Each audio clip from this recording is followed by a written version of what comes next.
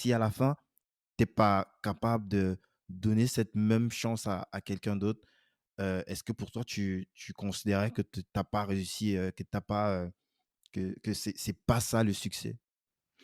C'est évident et c'est quelque chose qui me semblait vraiment improbable il y a encore quelques années. Je me disais: «J'ai tellement galéré, je donnerai jamais 10 balles dans ma vie à quelqu'un». Tu vois? Je m'étais dit, «C'est impossible que je donne» et en réalité, j'ai compris qu'en donnant aux autres, c'est aussi à toi que tu donnes et en aidant les autres à se réparer, tu te cicatrises aussi et typiquement, quand je rencontre des jeunes aujourd'hui via le programme de solidarité de FID, on fait un peu miroir l'un pour l'autre. Le jeune se voit en moi et il se dit: «Ouais, moi aussi je peux y arriver si lui il l'a fait» et moi je me vois en lui parce que je me rappelle d'où je viens et donc les 2 sortent gagnants de ce rendez-vous et je pense vraiment que c'est en essayant d'aider les gens autour de toi que tu prends de l'ampleur et de l'envol et tu crées du respect et les gens qui te respectent, bah, te renvoient une image positive et du coup tu deviens fier de ce que tu fais et tu te dis: «Je peux en faire encore plus».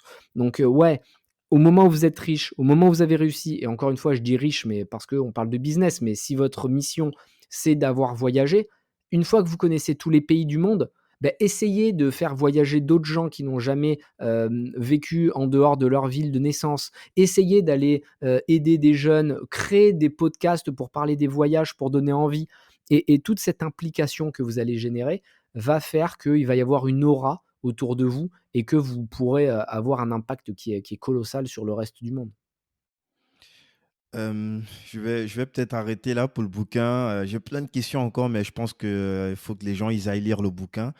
Je te propose, qu'on revienne un petit peu avant de se séparer sur Feed, sur, comment est-ce que tu as lancé ça et déjà Feed, peut-être pour, planter le décor, tu vas commencer par nous dire ce que c'est. Plus de 100 collaborateurs, à peu près plus de 40 000, 40 millions pardon de levée. Déjà, c'est quoi Feed? Feed, c'est ce qu'on appelle une food tech, donc une startup qui travaille dans la food, donc qui est innovante, ce qu'on appelle aussi la smart food parfois, donc la nourriture intelligente. On a commencé en faisant des repas complets en barre ou en poudre, à laquelle tu rajoutais de l'eau et tu avais un shaker, avec une boisson. On avait aussi ce qu'on appelle du ready to drink et on l'a toujours, hein, bien sûr. C'est des bouteilles liquides, un peu comme du lait, avec tous les nutriments à l'intérieur, donc c'est pratique quand tu es pressé et très rapidement, on a ouvert sur du snacking sain, donc équilibré, naturel, qui est adapté pour tous les moments de la journée. Donc on a des barres pour le petit déjeuner avec de la caféine pour te mettre un coup de fouet, on a des barres multivitamines, on a des barres immunité, digestion, on a des barres, protéines pour quand tu vas au sport. Bref, on a des gammes light où tu as vraiment zéro sucre pour perdre du poids et cetera et l'objectif, c'est d'avoir un panel de nutrition et de possibilités dans lesquelles tu peux venir piocher et le but, c'est vraiment que les produits soient bons. Au début, on était, connu pour faire des barres repas, donc qui étaient très denses et qui étaient pas forcément hyper bonnes et on a fait une évolution incroyable avec l'équipe R&D et maintenant les produits et tu les as testés. C'est comme un produit classique, super bon, mais pourtant qui a un cahier des charges qui est très précis, qui est vegan, sans gluten, sans lactose, sans OGM et ça, c'est cool parce que ça permet de toucher un maximum de monde. L'inclusion, l'inclusivité, elle est même dans notre cahier des charges et c'était l'objectif de Feed dès le début. Donc l'idée, tu as parlé de repas complet. L'idée, c'est que je consomme une barre à midi et ça correspond en tout cas, dans, la constitution de la barre à tout ce que j'ai techniquement besoin lorsque je bouffe, ou peut-être plus même parce que généralement ce qu'on bouffe à midi, en plus quand on est en train de bosser, c'est un truc un petit peu rapide qui contient pas forcément tous, les nutriments dont le corps a besoin, mais qui nous donne la sensation qu'OK on a bouffé et puis, on peut passer à autre chose, quoi. C'est ça, tu le dis très bien. On manque de plein de nutriments. Il y a un Français sur 2 qui est en carence, il y a un Français sur 2 qui est en surpoids, un Français sur 5 qui est obèse. Donc il y a vraiment des problèmes de nutrition, contrairement à ce qu'on pense. On est souvent persuadé que la France, c'est le meilleur pays, et qu'on se nourrit bien, mais c'est faux. Hem Et du coup, dans une barre, tu vas avoir 100 de tes besoins. C'est scientifique, c'est-à-dire que tu peux pas avoir un repas plus parfait. C'est entrée, plat, dessert. Donc l'objectif, c'est pas de se substituer à tous les repas, c'est pas du tout, pour remplacer la nutrition traditionnelle, mais plutôt pour, te sauver quand tu es dans une situation d'urgence, quand tu vas, à la gare et que tu es pressé, bah, plutôt que de manger un sandwich, tu manges un feed. Quand tu es dans l'avion, quand tu es en trajet en voiture, quand tu es bref, dans ces moments de rush, quand tu es à la salle de sport, quand tu es au bureau et que tu as pas le temps, que tu dois bosser, bon, beh, au moins ça te permet de faire autre chose et il y a beaucoup de gens qui me disent: «Ah, c'est un truc pour faire travailler plus les gens», mais la réalité, c'est que nos consommateurs, entre midi et 2, ils mangent un feed et ils vont lire un livre, ils vont au sport, ils vont écouter un podcast, ils vont faire une sieste et ça leur permet de gagner du temps. Plutôt que de perdre 20 minutes pour aller faire la queue et acheter un sandwich, remonter, et tu as encore perdu 10 minutes, le manger, beh, ta pause elle est finie, quoi.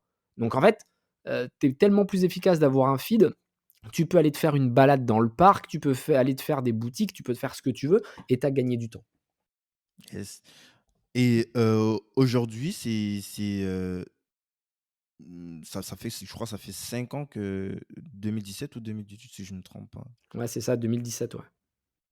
OK et à ce stade, en fait, c'est quoi, comment est-ce que ça se gère une telle est-ce qu'aujourd'hui tu es capable de connaître le prénom de tout le monde lorsque tu as déjà plus de 100 collaborateurs? Comment est-ce que tu bosses aujourd'hui avec tes équipes? Est-ce que tu peux garder le même contact que tu avais, il y a de cela 5 ans lorsque tu as lancé Feed? Non, ça a changé. Il y a 3 grandes étapes dans une startup. Il y a le moment où tu te lances et tu fais tout. C'est-à-dire que tu as vraiment les mains dans le cambouis et tu bosses sur tout.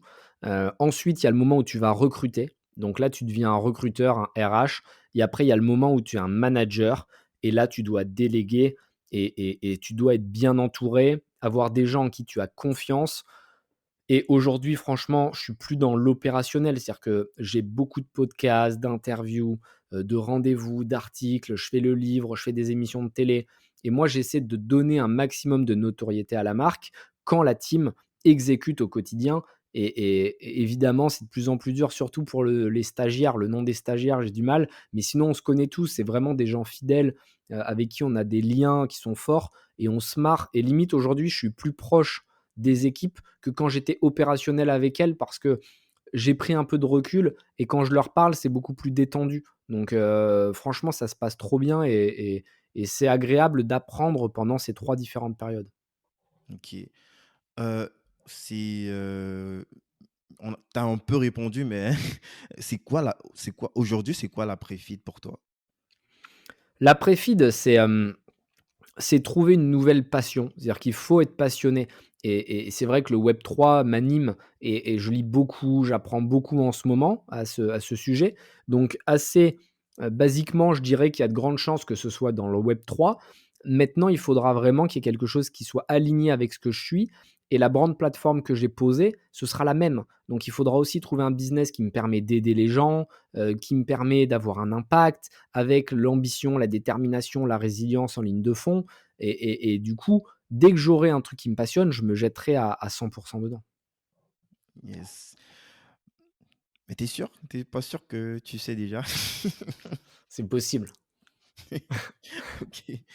On va suivre ça de près. Il faut suivre OK, sur les réseaux, il y aura des annonces. parfait. Ben, on va passer sur, les questions de fin, Anthony. Et déjà, c'est quoi la meilleure plateforme pour, suivre ce que tu fais? Sur LinkedIn, Instagram, c'est là qu'on est le plus actif. Après, on est aussi sur TikTok, sur Twitter, mais Instagram et LinkedIn, c'est vraiment nos deux leviers. Donc, n'hésitez pas à vous abonner, ça fait toujours plaisir. Parfait, on va mettre les liens en description. La première question, Anthony, c'est est-ce que, tu aurais, une sorte de conseil à donner à la jeune génération? Une sorte, quelque chose d'impérissable, donc une bouteille comme ça que tu jettes à la mer, qu'est-ce que tu dirais? Je dirais qu'il faut croire en soi. C'est vraiment la clé, ça paraît cliché, mais croyez en vous. Vous avez tous des possibilités qui sont énormes. Donc, la seule chose qui vous empêche de réaliser, vos rêves, c'est vos croyances limitantes ou ce que les autres vont vous dire. Donc croyez en vous, soyez sûr de vous et n'écoutez que vous. N'écoutez pas les uns les autres, même vos parents ne les écoutez pas. Vous devez écouter le message qui est à l'intérieur de vous, vous allez le ressentir et donc du coup, lancez-vous, croyez en vous, vous allez échouer plein de fois, mais à un moment ça va marcher. Tu aurais 2-3 bouquins comme ça à nous conseiller? C'est vrai qu'on a parlé de beaucoup de Web3, mais pas que.